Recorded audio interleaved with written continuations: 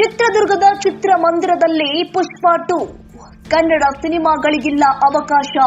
ಚಿತ್ರದುರ್ಗದಲ್ಲಿ ಗುಡುಗಿದ ಕರುನಾಡ ವಿಜಯ ಸೇನೆ ಮತ್ತು ಜಯ ಕರ್ನಾಟಕ ಜನಪರ ವೇದಿಕೆ. ಚಿತ್ರದುರ್ಗದ ಜಿಲ್ಲಾಧಿಕಾರಿಗಳಿಗೂ ಕೂಡ ನಿರ್ಮಾಪಕ ಕರಿಯಪ್ಪ ಎಸ್ ಬಿನ್ ಶಿವಪ್ಪ ಮನವಿ ಪತ್ರ ಸಲ್ಲಿಕೆ. ದುರ್ಗಾದ ಪ್ರಸನ್ನ ಚೋಟಾ ಮಹಾರಾಜ್ ಮತ್ತು ವೆಂಕಟೇಶ್ವರ ಪ್ರಸಿದ್ಧ ಚಿತ್ರಮಂದಿರದಲ್ಲಿ ಪುಷ್ಪ 2 ಆರ್ಸಿ ಇಂಟರ್ನ್ಯಾಷನಲ್ ಸ್ಕೂಲ್ 2025-26ನೇ ಸಾಲಿನ ಪ್ರವೇಶಾತಿ ಪ್ರಾರಂಭವಾಗಿದ್ದು ಸಿಬಿಎಸ್ಇ ಬೋರ್ಡ್ನಿಂದ ಮಾನ್ಯತೆ ಪಡೆದಿದ್ದು ಮಾಂಟೆಸರಿಯಿಂದ 10ನೇ ತರಗತಿಯವರೆಗೂ ದಾಖಲಾತಿ ಪ್ರಾರಂಭವಾಗಿದೆ. ಕೆಲವೇ ಸೀಟ್ಗಳು ಮಾತ್ರ ಲಭ್ಯವಿದ್ದು 100ಕ್ಕೆ 100ರಷ್ಟು ಫಲಿತಾಂಶ ನೀಡಲಾಗಿದ್ದು ಅತ್ಯಾಧುನಿಕ ಕಂಪ್ಯೂಟರ್ ಲ್ಯಾಬ್, ವಿಶಾಲವಾದ ಆಟದ ಮೈದಾನ, ವಿಜ್ಞಾನ ಲ್ಯಾಬ್, ಗಣಿತ ಲ್ಯಾಬ್ ಇವೆಲ್ಲವುಗಳನ್ನು ಕೂಡ ಒಳಗೊಂಡಿದ್ದು ಮಕ್ಕಳಿಗೆ ಬುದ್ಧಿಶಕ್ತಿ ಹೆಚ್ಚಿಸಲು ಅಬಕಾಸ್ ಕೂಡ ಕಲಿಸಲಾಗ್ತಾ ಇದೆ.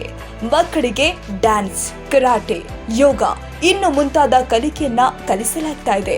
ಮಲೆನಾಡಿನ ಪರಿಸರ ಒಳಗೊಂಡಿದ್ದು ಮಕ್ಕಳಿಗೆ ಅತ್ಯುತ್ತಮ ಗಾಳಿ ವಾತಾವರಣದಿಂದ ಕೂಡಿರುತ್ತೆ.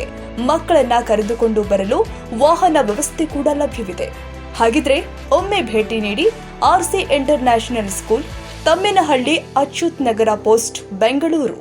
ಹೆಚ್ಚಿನ ಮಾಹಿತಿಗಾಗಿ ಸಂಪರ್ಕಿಸಿ ಮೊಬೈಲ್ ಸಂಖ್ಯೆ 9964693066 ಹಾಗೂ 08022222288.